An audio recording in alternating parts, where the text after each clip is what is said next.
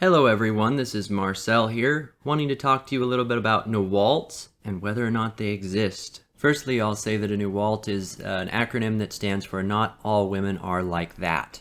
It is the phrase commonly used by women trying to defend themselves when accused of being cliché or treating men poorly. This topic occurred to me while I was considering all the people that I've spoken to about MGTOW so far. Wasn't a great number, not in the hundreds, but enough so that I could form an opinion. Would it surprise you to find out that actually more women gave a positive response than men did?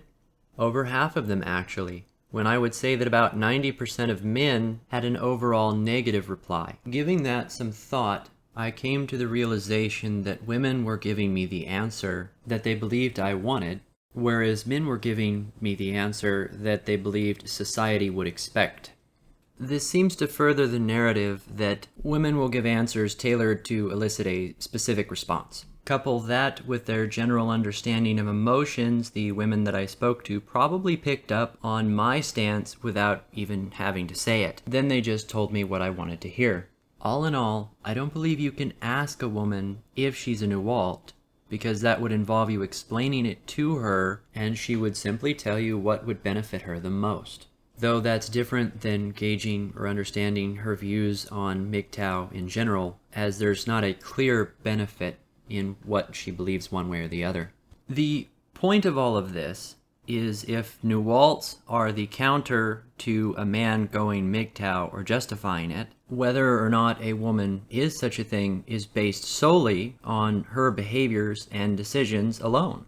It is hypothetically possible, but can't be proven. And the likelihood of her behaving as such in order to impress the man that she's with is greater than the chance that she's doing it genuinely. Not to get all philosophical here, but have you ever heard of Schwarzenegger's cat? He was a philosopher that designed an experiment where a cat was in a box with a jar of poison, and without getting into details, there was a 50-50 chance that the poison broke and killed the cat.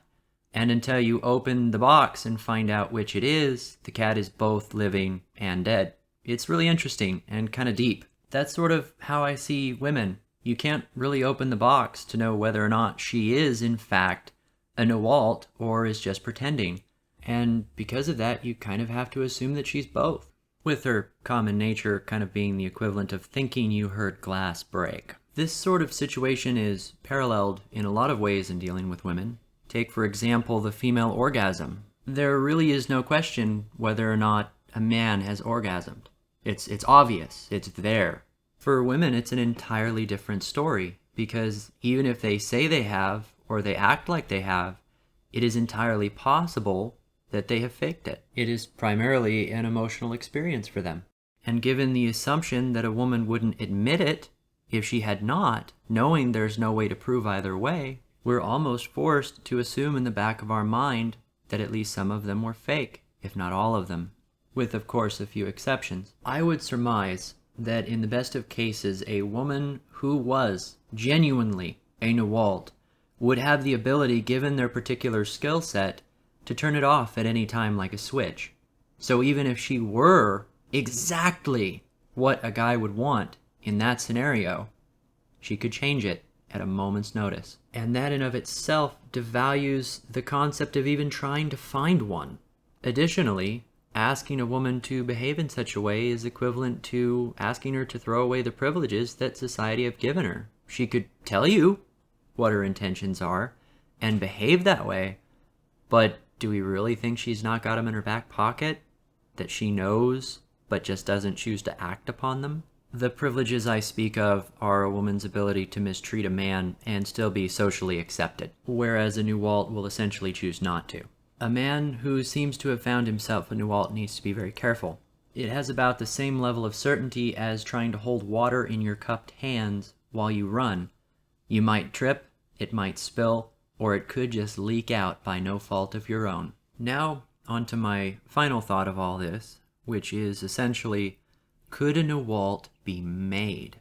Now we're considering in this scenario all things being normal and not any kind of coercion or forcing just by her own will.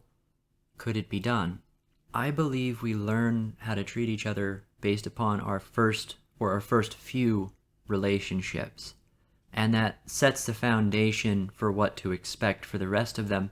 So I think it would have to be near to the first relationship a person were in order for it to work. Furthermore, it would have to be in a situation where she weren't outwardly influenced to change her behavior to the disadvantage of the relationship. Finally, the relationship would have to be very stable to begin with, not to catalyze any of the problems that normally occur. I'm very curious, has anyone had any experiences like this? Don't post anything too personal, but it could be very informative. You're welcome to message me on Facebook if you want it to be a little more discreet. Meanwhile, I'm going to continue the dialogue with my female friends, carefully of course, that showed an interest in MGTOW, or at least appreciation for it, and its values, and see where that conversation goes. In the meantime, I would encourage anyone who thinks they have a NAWALT to be extremely skeptical. Try not to take big risks or gamble the rest of your life on it. I don't think they exist, not given the nature of women. But I guess that's what we're trying to figure out, right? So tell me your thoughts on this. Am I onto something here? Give me your comments down below, and if you want to hear more, like and subscribe.